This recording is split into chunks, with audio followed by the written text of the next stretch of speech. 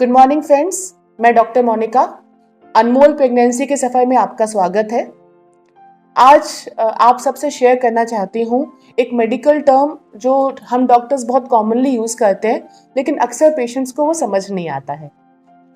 जैसे कोई पेशेंट हम देखते हैं जिसमें प्रेगनेंसी या प्रेगनेंसी के पहले ही कोई कॉम्प्लिकेशन होते हैं, हम अपने प्रिस्क्रिप्शन पे लिख देते हैं हाई रिस्क प्रेगनेंसी, मतलब इस प्रेगनेंसी में खतरा है। अब पेशेंट को तो ये समझ नहीं आता, लेकिन दोस्तों सबको समझना ये बहुत ज़रूरी है कि उस प्रेगनेंसी को हमने हाई रिस्क क्यों बोला है। अब एक हाई रिस्क प्रेगनेंसी होती क्या है, उसके मल्टीपल हेडिंग्स या कॉलम्स हम बना सकते हैं। सबसे पहली बात, अगर कोई प्रेगनेंसी कम उम्र या ज़्यादा उम्र की है तो वो हाई रिस्क है। अगर कोई प्रेगनेंसी बहुत कमज़ोर लेडी में हुई है या बहुत वजन की लेडी में हुई है तो वो हाई रिस्क है। अगर पहले से उस लेडी की बच्चेदानी में थोड़ी बहुत प्रॉब्लम्स है, जैसे किसी किसी बच्चेदानी के 2 मुंह होते हैं या किसी किसी की बच्चेदानी आर्कुएट शेप की होती है, बाइकॉन्वेट होती है, बहुत सारे मेडिकल क्लासिफिकेशंस है जो कि हम लोग आइडेंटिफाई कर लेते हैं, तो वो हाई रिस्क प्रेगनेंसी हो जाती है।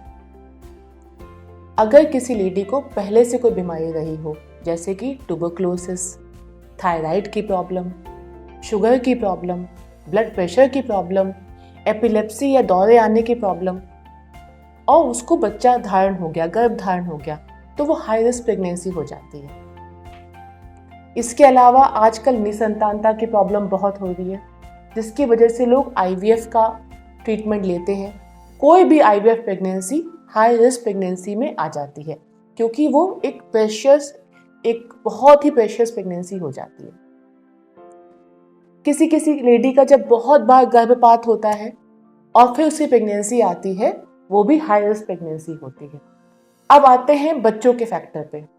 कई बार देखा जाता है बच्चे बहुत धीरे धीरे आगे ग्रो कर रहे होते हैं। 9 महीने में जैसे नॉर्मल ग्रोथ होनी चाहिए बच्चों की, वैसे नहीं हो रही होती है, जिसको हम बोलते हैं स्मॉल फॉर जेस्टेशनल एज। वो भी एक हाई रिस्क प्रेगनेंसी है। कई बार बच्चे कमज़ोर होने लग जाते हैं, वो हाई रिस्क प्रेगनेंसी है। कई बार बच्चे आड़े या उल्टे होते हैं, वो हाई रिस्क प्रेगनेंसी है।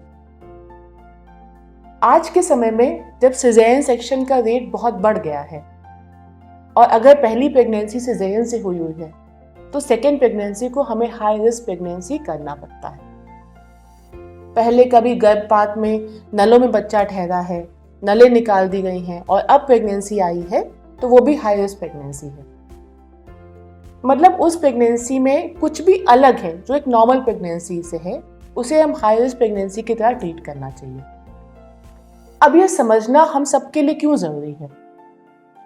कोई भी हाई रिस्क प्रेगनेंसी एक अच्छे डिलीवरी यूनिट में डिलीवर होनी चाहिए। उनका बच्चे का जन्म एक अच्छे यूनिट में होना चाहिए जहां पे एनआईसीयू का बैकअप अच्छा हो। हाई रिस्क प्रेगनेंसी में ऐसी बहुत संभावना है कि बच्चा हमें 9 महीने से पहले निकालना पड़े, तब उन्हें मशीन, एनआईसीयू, वेंटिलेटर की जरूरत पड़ती है। अगर सुविधा शुरू से नहीं है और बच्चे का जन्म हो गया है, फिर उसको लेके यहाँ वहाँ भागना अपने आप में बहुत रिस्की काम हो जाता है। इसलिए दोस्तों, ये नॉलेज में सबके होना चाहिए कि आपकी प्रेगनेंसी हाई रिस्क है या नॉर्मल है। अगर हाई रिस्क है तो पहले से ऐसे इंस्टीट्यूट में जाएं जहां पे उसका प्रॉपर देखभाल हो सके। कई बार देखा गया है एक लेडी एडवांस एज में कंसीव कर जाती है, 35 इयर्स प्लस में। उस दौरान बच्चे में डाउन सिंड्रोम होने का डर बहुत होता है। 35 इयर्स प्लस को भी हमको हाई रिस्क प्रेगनेंसी की तरह ट्रीट करना है।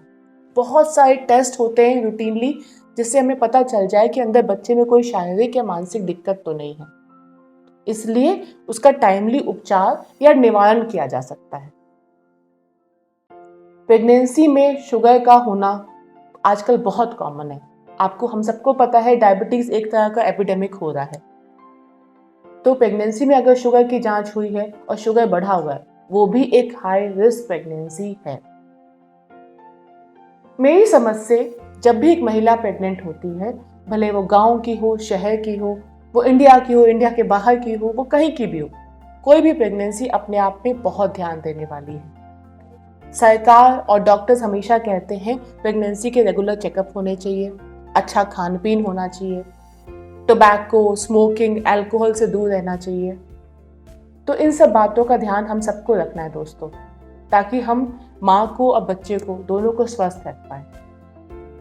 कोई भी इलाज अकेला डॉक्टर नहीं कर सकता, हमें मिलकर करना है। उस फैमिली को भी करना है जिसको दिख रहा है कि हाँ प्रेगनेंसी में दिक्कत आ सकती है इसे, तो टाइमली उसका इलाज एक अच्छे डॉक्टर से, एक अच्छे इंस्टीट्यूट में, जहाँ पे NICU का बढ़िया बैकअप हो, वहाँ करवाना चाहिए।